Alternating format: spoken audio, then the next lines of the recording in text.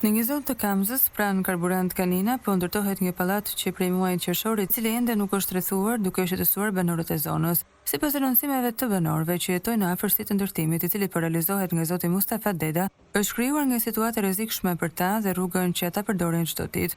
Një nga shqetësimet kryesore të zonjës dhe të banorëve të tjerë është se ndërtimi ka bërë që rruga, e cila ishte shtruar me paratë vetë banorëve, po shkatërrohet nga aktivitetet e ndërtimit. Betonierët dhe makineritë që po përdoren për ndërtimin e pallatit kanë shkatëruar rrugën dhe tubat e ujrave të zeza, shprehen ata. Ata kalojnë me frikë çdo ditë për shkak të rrezikut të mundshëm të aksidenteve, si dhe përprishjen e gomave të makinave të tyre nga materialet e hedhura. Përveç kësaj, zonja denoncon se autoritetet lokale dhe policia janë përfshirë në këtë situatë. Ajo thotë se kanë bërë denoncim tek IKMT-ja, por sipas saj policia shkon për inspektimin e zonës dhe merr para nga zoti Mustafa.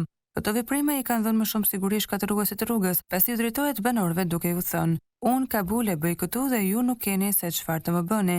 Banorët kërkojnë me ngulm që të ndërhyet urgjentisht për të rrethuar ndërtimin dhe të garantojnë që të ndërtohet pa cënuar sigurinë e tyre dhe fëmijëve të tyre.